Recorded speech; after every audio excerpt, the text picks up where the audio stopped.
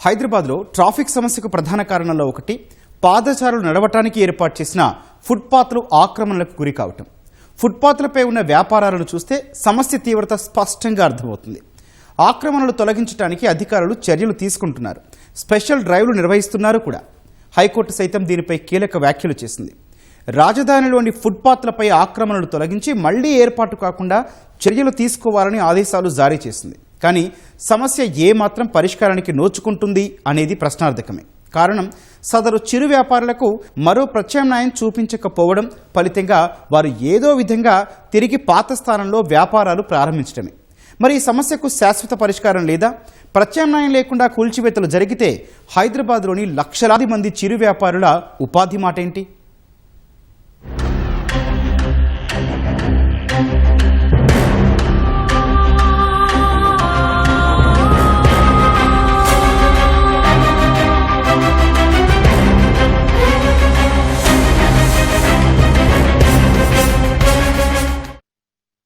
హైదరాబాద్ మహానగరాన్ని దీర్ఘకాలంగా వేధిస్తున్న సమస్య ఫుట్పాత్ల ఆక్రమణలు.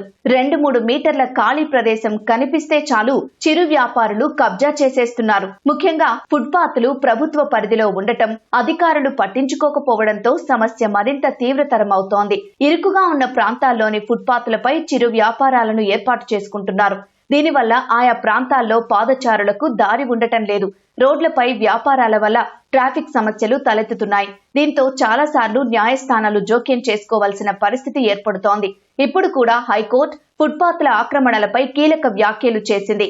రాజధాని సహా రాష్ట్రంలోని పట్టణాల్లో ఫుట్పాత్లు, పేవ్మెంట్లపై ఉన్న ఆక్రమణల తొలగింపు చర్యలు ముమ్మరం చేయాలని జీహెచ్ఎంసీతో పాటు ట్రాఫిక్ పోలీస్ అధికారులకు ఆదేశాలు జారీ చేసింది.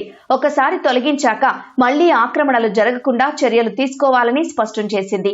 హైదరాబాద్ సహా రాష్ట్రంలోని ఇతర పట్టణాల్లో ఫుట్పాత్లపై ఆక్రమణలను తొలగించేలా ఆదేశించాలంటూ దాఖలైన పిటిషన్పై హైకోర్టు విచారణ జరిపింది.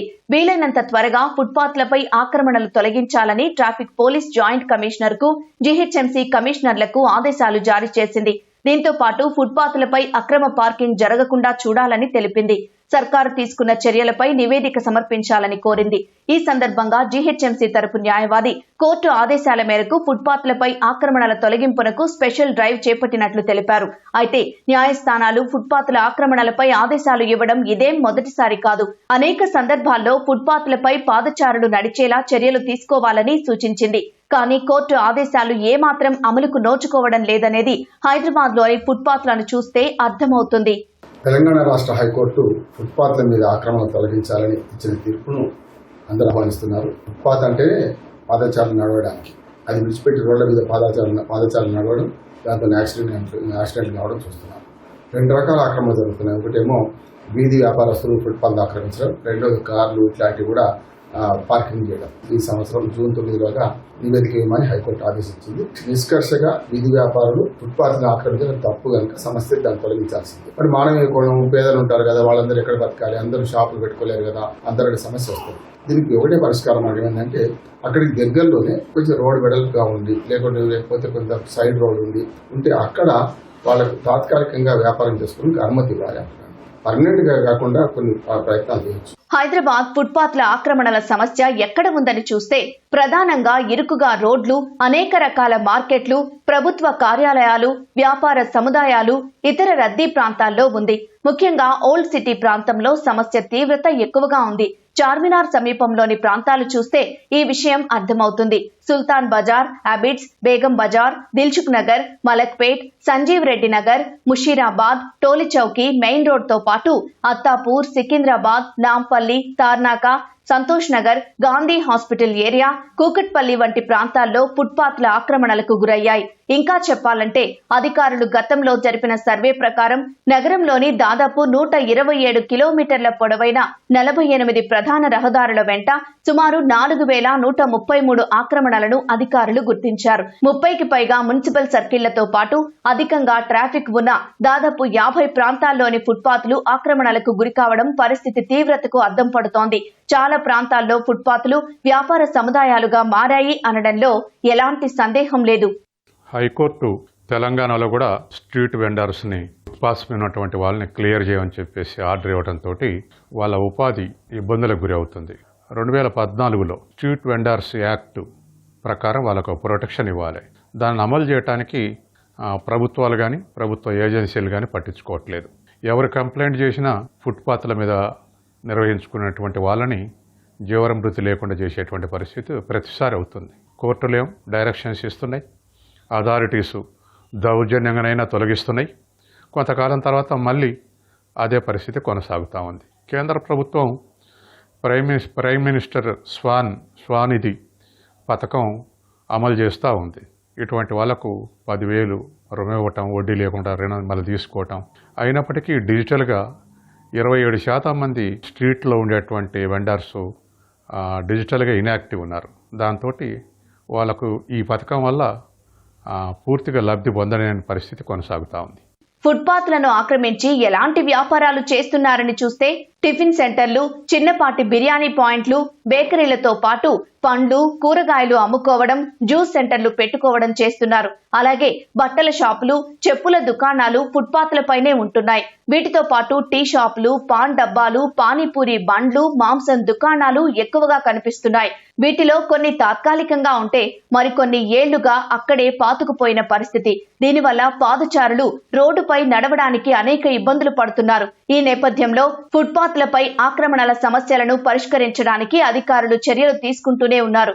ప్రభుత్వం ఆదేశాల మేరకు 3 మున్సిపల్ కార్పొరేషన్ల పరిధిలో సంబంధిత అధికారులు ఫుట్పాత్లపై చేస్తున్న వ్యాపారాలను తొలగిస్తున్నారు.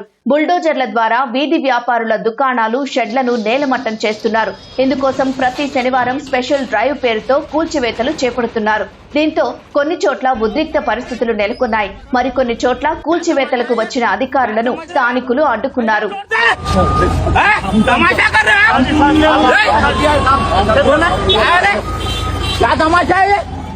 మరి ఈ సమస్యకు అధికారులు, ప్రభుత్వాలు ఎందుకు శాశ్వత పరిష్కారం చూపించలేకపోతున్నాయి? ఫుట్పాత్లపై ఆక్రమణలు తొలగిస్తున్నా మళ్లీ ఎలా ఏర్పాటు చేసుకుంటున్నారనే విషయం గమనించాల్సిన అవసరం ఉంది. దీని వెనుక అనేక కారణాలున్నాయి. ముఖ్యంగా రాజకీయ నాయకులు, పోలీసుల అండదండలతోనే చాలా మంది ఏళ్లుగా ఫుట్పాత్లపై వ్యాపారాలు చేసుకుంటున్నారు. అంటే అక్రమంగా ఏర్పాటు చేసిన వ్యాపారాలను తొలగించినప్పటికీ స్థానిక ప్రజాప్రతినిధుల మద్దతుతో మళ్లీ ఏర్పాటు చేసుకుంటున్నారు. ఈ విషయంలో కొందరు అధికారులు సైతం చూసి చూడనట్లు వ్యవహరిస్తున్నారు. అంతేకాదు కొందరు కింది స్థాయి సిబ్బంది వీధి వ్యాపారుల దగ్గర ప్రతిరోజు లేదా నెలవారీగా మామూళ్లు వసూలు చేస్తున్నట్లు ఆరోపణలున్నాయి. పై అధికారులకు కూడా నగదు చేరుతూ ఉండడంతో సమస్య అలాగే ఉంది. దీంతో ఈ ఆక్రమణలను అడ్డుకుందామని ప్రయత్నించే అధికారులకు స్థానిక ప్రజాప్రతినిధుల నుంచి చేదు అనుభవాలు ఎదురవుతున్నాయి. ఈ తంతుపై ఎన్నో విమర్శలున్నాయి.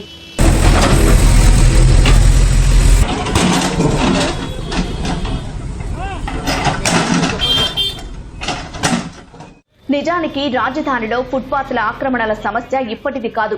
ఎన్నో ఏళ్లుగా పరిష్కారం లభించని సమస్యగా ఉంది. అందుకు కారణాలు ఏవైనా వాటిపై వ్యాపారాలు ఏర్పాటు చేసుకున్న వారినే అందరూ తప్పుపడుతున్నారు. అయితే ఇక్కడ ఒక విషయం గమనించాలి. వారు అక్రమంగా ఫుట్పాత్లపై వ్యాపారాలు చేసుకోవడం చట్టవిరుద్ధమే. కానీ జీవనోపాధి కోసం కొందరు అవగాహన లేమితో ఏర్పాటు చేసుకున్న వారిపై వేలెత్తి చూపడం సరికాదనే వాదన ఉంది. వారికి సరైన ప్రత్యామ్నాయం లేకనే ఫుట్పాత్లపై వ్యాపారాలు చేసుకుంటున్నారు. ఫుట్పాత్లపై వ్యాపారాలు చేసుకునే వారిలో చాలా మంది చిరు వ్యాపారులే. అందులోనూ వేలాది మంది ఇతర ప్రాంతాల నుంచి వలస వచ్చిన వారే ఉంటారు. అధికారులు ఒక్కసారిగా ఆక్రమణల పేరుతో వ్యాపారాలు తొలగించడం పట్ల వారికి బతికే దారి లేకుండా పోతోంది. చెప్పు ఎట్లా తీయాలి? మేము ఆడవాళ్ళము. నాకు మొగదిక్కు కూడా ఎవరు లేరు. 3 పిల్లలు చనిపోయారు, భర్త చనిపోయాడు, 2 ఆడపిల్లలు చనిపోయారు. 50 సంవత్సరాల నుంచి ఉన్నాం ఇక్కడే. అప్పటి నుంచి ఎవరు తీయలేదు, ఇప్పుడే తీసేసారు. సడన్ గా వచ్చేసి ఇట్లా తీసేసి అందరినీ రోడ్డు పాలు చేయడం ఎంతవరకు సబబు? మేము ఎక్కడ రెంట్లకి వేయలేదు, ఎక్కడ వేయలేదు. మా బతుకు మేము బతుకుతాం. హార్ట్ పేషెంట్ని, మాకు ఇద్దరికి హార్ట్ ప్రాబ్లంతో మేము జీవిస్తున్నాము. దీన్ని మట్టి కొట్టడం ఇది మంచి పద్ధతి కాదు. ఇక్కడ ఫుట్పాత్లపై వ్యాపారాలు చేసేవారు కూడా ఒక విషయం గుర్తుంచుకోవాలి. ఎందుకంటే తమ వ్యాపారం తొలగిస్తే ఉపాధి కోల్పోతున్నది ఎంత నిజమో, తొలగించకపోతే ఎంతో మంది పాదచారులు ప్రాణాలు కోల్పోతున్నది అంతే నిజం. రాష్ట్రంలో 2025లో జరిగిన మొత్తం రోడ్డు ప్రమాద మృతుల్లో ఫుట్పాత్ల ఆక్రమణ వల్ల చనిపోయిన వారు 21% ఉండటం గమనార్హం. దీనిపై ఇటీవల సుప్రీంకోర్టు తీవ్ర ఆందోళన వ్యక్తం చేస్తూ చర్యలు తీసుకోవాలంటూ ఆదేశించింది. ఈ నేపథ్యంలో పాదచారులు, సైక్లిస్టులు, రిక్షావాలాలు, తోపుడు బళ్ల వారి సమగ్ర చట్టబద్ధ రక్షణకు రవాణా శాఖ ముసాయిదా ప్రణాళిక రూపొందించింది. అందులో భాగంగా ఫుట్పాత్లపై ఆక్రమణలు తొలగించాలి, వాటిపై ట్రాన్స్ఫార్మర్లు, డిస్ట్రిబ్యూషన్ బాక్సులు, వెండింగ్ స్టాళ్లు, నిర్మాణ సామాగ్రి, హోర్డింగ్లు, తోపుడు బండ్లను, ఫుడ్ స్టాళ్లను, చెత్త బిన్లను నిషేధించాలి.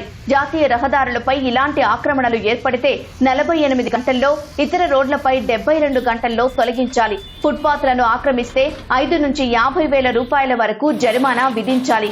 అక్రమ వ్యాపారాలపై ఫిర్యాదు అందిన 30 రోజుల్లో పరిష్కారం చూపించాలని న్యాయస్థానం స్పష్టం చేసింది. హైదరాబాద్ సిటీకి ఫుట్పాత్లు లేని నగరంగా పేరు పడింది.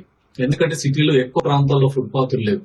ఉన్న కొద్ది ప్రాంతాల్లో కూడా ఫుట్పాత్లు అనేవి ఈరోజు ఆక్రమణకు గురైంది. రోడ్ల మీద ఫుట్పాత్ల మీద నడవాల్సిన వాళ్ళు ఫుట్పాత్లు లేకపోవడంతో రోడ్ల మీద నడిచి వెళ్లాల్సి వస్తుంది. దీనివల్ల అనేక మంది ప్రమాదాలకు గురవుతున్నారు, దాంట్లో చనిపోతున్న వాళ్ళు కనబడుతున్నారు. నిత్యం వాకర్స్ అనేక మంది ఇబ్బందుల పాల్గొతున్న పరిస్థితి ఉంది. ఎక్కడైతే ఫుట్పాత్ల ఆక్రమణకు గురైనాయో వాటిని తిరిగి పునరుద్ధరించాల్సినటువంటి అవసరం ఖచ్చితంగా ఉంది.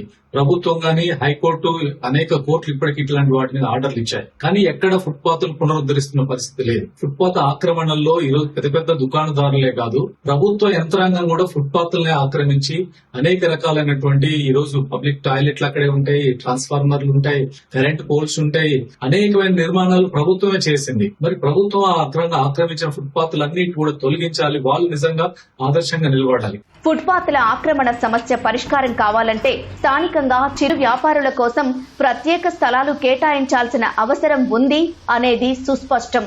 దీంతో పాటు మున్సిపాలిటీల పరిధిలో వ్యాపార సముదాయాలు ఏర్పాటు చేయాలి. ఎంతో మంది ఏళ్లుగా అక్కడే వ్యాపారం చేసుకుంటున్నారనే విషయం గుర్తించి అధికారులు ముందస్తు సమాచారంతో కూల్చివేతలు జరపాలి. అలాగే ప్రజాప్రతినిధులు సైతం బాధ్యతగా వ్యవహరించాల్సిన అవసరం ఉంది. తమకు ఓటేసిన ప్రజలకు అండగా నిలవడం ఎంత ముఖ్యమో ఫుట్పాత్ల ఆక్రమణ చట్టవిరుద్ధం అనే విషయాన్ని వారికి తెలియచెప్పడం అంతే ముఖ్యం. చిరు వ్యాపారులు కూడా ఈ విషయాన్ని దృష్టిలో ఉంచుకోవాల్సిన అవసరం ఉంది. వీలైనంత త్వరగా ప్రత్యామ్నాయ మార్గాలు వెతుక్కోవాలి.